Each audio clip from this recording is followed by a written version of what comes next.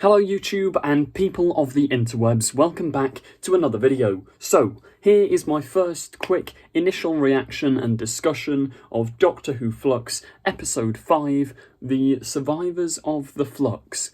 Wow, that was a lot to take in, a lot of very interesting stuff there, a lot of good stuff, and a lot of, answers. A lot of stuff. I didn't even know where to begin with this. First of all, I will say I thoroughly enjoyed that episode.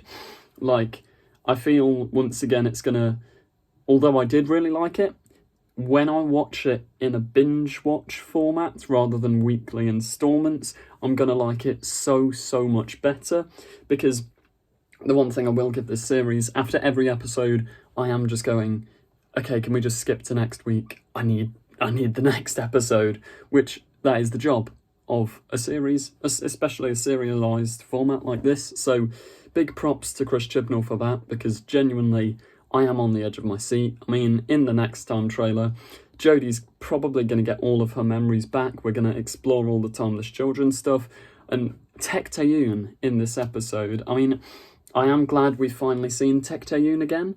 We didn't necessarily get many answers from her, but then I'm expecting the answers to come next week. It is a shame though we'll never get those answers from Tech Tayoon herself, because, yeah, she got yeeted at the end of that episode, just deaded, gone, R.I.P.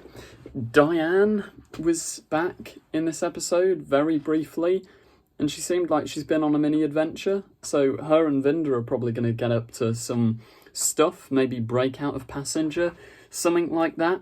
I am just going to make a brief prediction here, though, that the way they solve all this is if the universe gets destroyed, they put all the people into the Passenger life forms and then put them out of the Passenger life forms into a new universe. Something like that.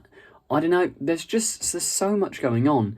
Yaz, Dan and Eustachius Jericho, they were top form this episode. No complaints there. This might be my favourite episode for Mandip Gill. Her performance was brilliant, especially the bit where, her and the Doctor had that hologram thing that Yaz was watching. That was really touching. And then when Dan came over and sat with her, it felt so much better written than when Graham sits with Yaz and is you're so impressive. It didn't feel forceful or anything. It just felt really natural and really well done. It is a shame that we don't get to see the Doctor, Yaz and Dan together much at all in this series, but then we do have a finale and 3 specials to go.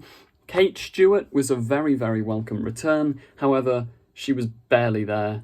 I mean, we got an Osgood reference, which was nice, but show Osgood. Come on, guys. I want to see Osgood. I wouldn't rule it out for the finale. Maybe she'll be there for that. I don't know. I am, however, still annoyed at last week that they put Kate in the trailer, because it would have been such a better surprise if out of nowhere Kate popped up in this episode. That would have been really cool, but they spoiled it in the Next Time trailer last week. I'm glad they haven't really spoiled anything for next week's episode. That is a positive thing. I will say, though, that last week's cliffhanger was somewhat pointless in the sense of oh, wow, the Doctor's been turned into an angel. And the first shot of this episode is that being immediately resolved. And I know it's kind of different because she was just being teleported to that division place, but I feel like you could have just teleported her there and it would have, yeah. I mean, it was a cool visual, so I'll give it that. But yeah, that's all the stuff that instantly... Do you mind? My bag just fell over. That's all the stuff that instantly jumps to my head in... yeah, my immediate reaction. So stay tuned for my more in-depth breakdown video coming very shortly. But yeah, overall, really enjoyed that episode and cannot wait for next week. Thanks for watching. Please tune into my next video and goodbye.